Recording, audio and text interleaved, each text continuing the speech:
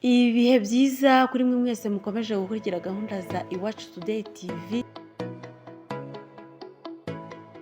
Tubaha duhuze umurongo na radiyo ijwi rya Amerika tuyabagezeho. Iyi ni radiyo ijwi rya Amerika. Muri Sudani y'Epfo, umusirikare ufite ipeti rya general yapfanye n'abandi babarirwa muri mirongo mu gihe kajugujugu y'umuryango w'abibumbye yari bakuye mu mujyi wa Nasir mu majyaruguru y'igihugu. Indege rero yagabweho igitero nk'uko byatangajwe n'ubutegetsi. Umuryango w'abibumbye wamaganye iki gikorwa uravuga ko ibyabaye ari agahomamunwa bishobora gufatwa nk'icyaha cy'intambara kandi cyahuhura amasezerano y'amahoro yari asanzwe acumbagira. Abakozi b'umuryango w'abibumbye bakuraga ingabo mu mujyi wa Nasir nyuma y'intambara ikomeye yashyamiranyije ingabo za leta n'abiyise ingabo ntagatifu. Leta ya Perezida Salva Kiir ivuga ko bakorana n'abashyigikiye visi perezida wa mbere Riek Machar. Mu ijambo ryo gutangaza urupfu rwa General Major Dak n'abandi basirikare, Perezida Salva Kiir yavuze ko Machar yari yamwijeje we n'umuryango w'abibumbye ko uyu musirikare wo ku rwego rwa general nta kibazo ari bugire, bityo ko bashobora kujya kumukura mu mujyi wa Nasir we n'ingabo ze. Minisitiri w'itangazamakuru Michel Makuei yabwiye abanyamakuru ko abagera kuri 27 barimo n'umukozi wa Loni bashobora kuba baguye muri iyo ndege. Ntibyahise bimenyekana niba iyo ndege yarasiwe ku butaka itarahaguruka cyangwa niba yarasiwe mu kirere. Umuvugizi wa Riek Machar, Puk Both Bolong, yirinze kugira icyo avuga kuri icyo gitero. Gusa ishyaka rya Vice President Machar riheruka guhakana uruhare mu bikorwa by'intambara mu mujyi wa Nasir. Mu ntangiriro z'iki cyumweru dusoza, umuvugizi wa Machar yatangaje ko inzego z'umutekano zataye muri yombi minisitiri ushinzwe peteroli, ushinzwe ibyo kubaka amahoro muri rubanda, uwungirije umugaba mukuru w'ingabo n'abandi basirikare bakuru bo ku ruhande rwa Machar. Ni igikorwa cyashyize mu kaga amasezerano y'amahoro yasinywe hagati ya Riek Machar na Salva Kiir mu mwaka w'2018. Mu ijoro ryakeye igisasu cyarashwe n'ingabo z'Uburusiya n'indege za gisirikare zo mu bwoko bwa drone cyahitanye abantu 14 gikomeretsa 37 mu mujyi wa Dobropilya mu burasirazuba bwa Ukraine no mu nkambi iri mu karere ka Kharkiv nk'uko bitangazwa na Minisiteri y'Ubutegetsi bw'igihugu ya Ukraine. Iki gitero cyagabwe n'ingabo z'Uburusiya mu mujyi wa Dobropilya zikoresheje ibisasu bya rutura n'indege cyangije inzu y'amagorofa 8 n'imodoka 30 nk'uko iyo minisiteri bitangaza. Ubutumwa yanyujije ku rubuga rwa Facebook, Perezida Volodymyr Zelensky wa Ukraine yavuze ko ibitero nk'iki bigaragaza ko Uburusiya budakura mu rugiye kandi umugambi wabwo udahinduka, bityo akaba ari ngombwa gukomeza gukora ibishoboka byose byafasha kurengera abasivili bo muri Ukraine no guhagarika icyo ari cyo cyose gitiza ingufu Perezida Vladimir Putin mu kurwanya intambara. Kuwa gatanu, ingabo z'Uburusiya zangije ibikorwa remezo bitanga ingufu z'amashanyarazi na gazi muri Ukraine mu gitero cya mbere cya misile bwari bugabye kuri icyo gihugu kuva Leta Zunze Ubumwe za Amerika ihagaritse guha Ukraine amakuru y'ubutasi n'inkunga ya gisirikare. Uku guhagarika inkunga kwa Amerika bishobora gushyira Ukraine mu kaga ko kutabasha kumenya amakuru yerekeye ibitero bitegurwa no kubasha kwirinda ibigabwa n'ingabo z'Uburusiya. Umuyobozi w'inyeshyamba z'abahuti muri Yemen yarayatangaje ko bazasubukura ibitero by'ingabo zirwanira mu mazi mu gihe cy'iminsi 4 Israel niramuka idatanze inzira y'imfashanyo ngo zinjire mu ntara ya Gaza. Ni nyuma y'uko habaye agahenge kuva mu kwezi kwa mbere nyuma y'amasezerano yo guhagarika intambara muri aka gace. Uyu mutwe ushyigikiwe na Iran umaze kugaba ibitero birenga 100 kuva mu mwaka wa 2023, uvuga ko wifatanyije n'abanyepalestina mu ntambara umutwe wa Hamas Leta Zunze Ubumwe za Amerika ifata nk'uw'iterabwoba urwana na Israel mu ntara ya Gaza. Muri icyo gihe abarwanyi b'abahuti bafashe ubwato baruhande abiri bafata n'abasare 4 mu ntambara yakomye mu nkokora ibyerekeye gutwara ibicuruzwa bijya mu bice binyuranye by'isi. Ibi byatumye ibigo by'ubwikorezi bikora ingendo zihenze kubera ko amato yikoreye ibicuruzwa yanyuraga inkiraramucyamo azenguruka Afurika. Israel yafunze inzira y'imodoka zitwara imfashanyo muri Gaza kuva tariki 2 ku kwezi ishinja Hamas kwiba izo mfashanyo ntireke zigera ku banyepalestina. Abarwanyi b'abahuti bavuze ko mu gihe cy'iminsi 4 gusa Israel nibidafunguye inzira bari busubukura ibyo bitero. Umutwe wa Hamas muri Gaza wakiriye neza ibyatangajwe n'abarwanyi b'abahuti, uvuga ko ari igikorwa cy'ubutwari cyatangajwe n'abo barwanyi bamaze umwaka urenga bashyigikiye Hamas. Mukomeje kumva radiyo ijwi ry'Amerika ivugira i Washington DC. Tujye mu makuru avugwa mu karere k'ibiyaga bigari. Mu Rwanda nyuma y'imyaka 31 jenoside yakorewe abatutsi ibaye, haracyagaragara ibibazo bikomeye bishingiye ku ngengabitekerezo ya jenoside. Ibyo bikomeza kugira ingaruka ku bashakana badahuje ubwoko. Eric Bagiruwubusa yarabibonye.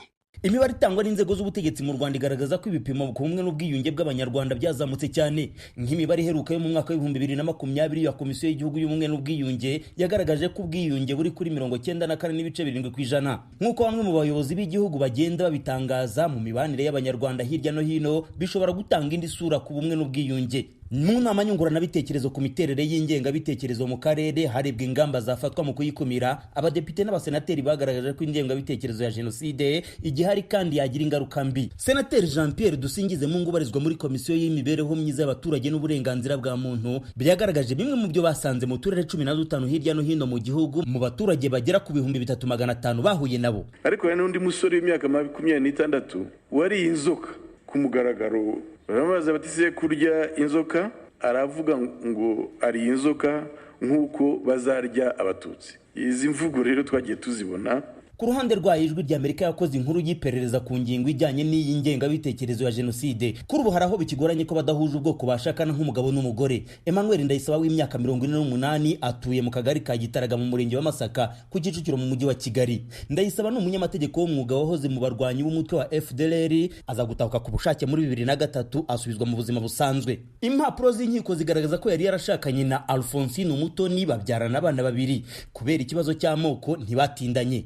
Ndayisaba yadutekerereje uko byamugendekeye na mbere yo gukora ubukwe. So the date tuyishyizeho hashira ukwezi nta communication iri hagati yanjye no twashakanye. Nibwo yaje arambwira ati anti wanjye Jennifer yanze ko tubana, ko yavuze ko nta bukwe buhari. Mubajije impamvu ambwira yuko bavuze yuko ubwoko bwabo badashingira umugabo wavuye muri FDLR, ko baperereje bagasanga tudahuje ubwoko, ko batashingira mu Bahutu. Dukomeza gukora preparation z'ubukwe, umukobwa ansaba yuko tubana, dukora mariage civil, tujya no kwa padiri, dukora na reception, ariko dote ntabwo yabaye kubera ko inkwano barayanze. Ndayisaba avuga ko abavandimwe b'umugore we bari barashakanye bakomeje kumusopanyiriza bigera naho afashwe ajyanwa muri gereza nta dosiye, nyuma za gufungurwa mu ntangiriro z'uyu mwaka. Twinjiriwe mu nzu y'itindake mu ruganiriro twahasanze intebe y'urubaho gusa, ibyumba byayo birera uretse icyumba Ndayisaba yashyizemo umufariso ahengekaho umusaya. Inyandiko y'umuhesha w'inkiko w'umwuga yakoze kwa Ndayisaba mu mpera z'ukwezi kwa kabiri uyu mwaka igaragaza ko yinjiye mu nzu nta bikoresho birimo. Ijwi ry'Amerika rivugana na Mutwara Sibo Esther Masengesho mu mudugudu wa Gitaraga yaduhamirije ko Ndayisaba yatandukanye n'umugore kubera ikibazo cy'amoko. Ngewe ko najyaga mu rubanza rwabo k'umukozi, ni ukuvuga ngo amakimbirane yabo yari ashingiye mu kudahuza ingengabitekerezo bitewe n'ibintu twanyuzemo. Umwe ati njye nari iki, undi ati nari iki, bikazana umwuka mubi mu rugo. Nta n'ikindi kintu cyabiteye, ni kudahuza bishingiye ku moko. Bituma basenya burundu. Barashenye ariko baba bavandimwe b'umugore wa Ndayisaba n'Umutoni bari barashakanye nitwabashije kubabona ngo bagire icyo batangaza. Ibyemezo by'inkiko byategetse ko Ndayisaba atandukana n'Umutoni bari barashakanye kuva mu 2020. Byanzuye ko badashobora kubana kubera ko nta rukundo rw'umuryango ruhari, bitewe nuko umugore yahoraga atuka umugabo we ko ari intera hamwe y'umuhutu. Mu kwezi kwa 2023 urukiko rw'ibanze rwa Gasabo rwategetse ko Umutoni ntandezo yemerewe kubera ko ari we wari warataye urugo. Umunyamategeko Ndayisaba avuga ko kuva yafungwa mu buryo yitubwa amaherere nta hantu na hamwe yemererwa kubona akazi, agakeka ko bigirwamo uruhare n'umuryango yari yarashatsemo badahuje ubwoko. Urugaga rw'abunganira abandi mu nkiko mu 2021 rwari rwaramuhagaritse mu gihe cy'imyaka 3 ku makosa y'imyitwarire. Avuga ko yarangije igihano ariko yangirwa kongera kuba umunyamategeko yujuje ibisabwa. Maître Moise Nkunda barashukuriye urugaga akavuga ko hari ibyo bashingiyeho banga ko yakomeza kunganira abandi mu nkiko. Akurikiranwaho icyaha cyo gukubita no gukomeretsa. Urukiko rw'ibanze rwa Gasabo rumuhamya icyaha, arajurira muri TGI barakonfirma, arangije arajurira muri haute cour bwa kabiri ntiyitaba, urubanza bararusiba. Bivuze ngo ubu afite icyemezo cy'urukiko nuba yaragomba gufungwa nk'umwaka umwe n'igice cyangwa 2 kitararangizwa. Ejo bundi adusabye kugaruka mu mwuga, tumusabye kuzana icyemezo kigaragaza yuko atigeze afungwa, aragenda azana icyemezo kitavugisha ukuri, kuko izo manza zose turazifite kandi iyo dosiye twarayikurikiranye mu buryo buhagije. Eric, twebwe discipline y'abavoka ubu ngubu ni principe, ntabwo ari ikibazo cyo kuvuga ko ari Ndayisaba cyangwa ari kanaka, ariko kugira ngo umuntu abe umuavoka agomba kuba ari inyangamugayo. Ntabwo rero wambwira ukuntu umuntu afata amushyira akamukubita akenda kumwica. Mu rugaga nta muntu n'umwe nabuze uburenganzira bwe kuko tuzi icyo uburenganzira bw'abandi bivuze. Ndayisaba avuga ko yasabye kuba noteri wikorera Minisiteri y'Ubutabera ikamuhakanira umubwira ko yakatiwe n'inkiko. Gusa afite icyemezo yahawe n'urwego rw'ubushinjacyaha kizarangira mu kwezi kwa munani uyu mwaka kigaragaza ko atigeze akatirwa n'inkiko. Hari ibaruwa y'urukiko rukuru yo mu kwezi kwa 12 umwaka wa 2024 igaragaza ko Kashimpuruza yatewe ku cyemezo cyamufatiwe ikuweho. Iyo umubajije kucyo atekereza ku ngingo y'ubumwe n'ubwiyunge bw'Abanyarwanda, Ndayisaba gusubiza muri aya magambo. Biragoye cyane kumva ko bavuga ko hari umwe n'ubwiyunge kandi mu muryango hakirimo icyo kintu cyo kuvuga ngo Abahutu n'Abatutsi ntibashyingirane. Ijwi rya Amerika ntiyabashije kubona ishusho rusange kuri iki kibazo cy'abadashobora gushyingiranwa bishingiye ku kudahuza ubwoko. Uretse ibyabaye kuri Ndayisaba n'uwo bari barashakanye, abandi birinda kugira icyo babivugaho mu ruhame. Hari watubwiye ko iyi nkumi n'umusore bakunda n'abadahuje ubwoko imiryango itabishaka, bagira inama umwe muri bo ko yakwirinda gukora icyo bafata nko kuvanga imiryango. Mu minsi mike ishize nibwo Ijwi rya Amerika yabagejejeho ikibazo cy'abarokotse jenoside mu karere ka Muhanga bashakanye nabo badahuje ubwoko, bikarangira ubufasha bahabwaga buhagaze nk'uko babidutangarije. Bagira Ijwi rya Amerika i Kigali.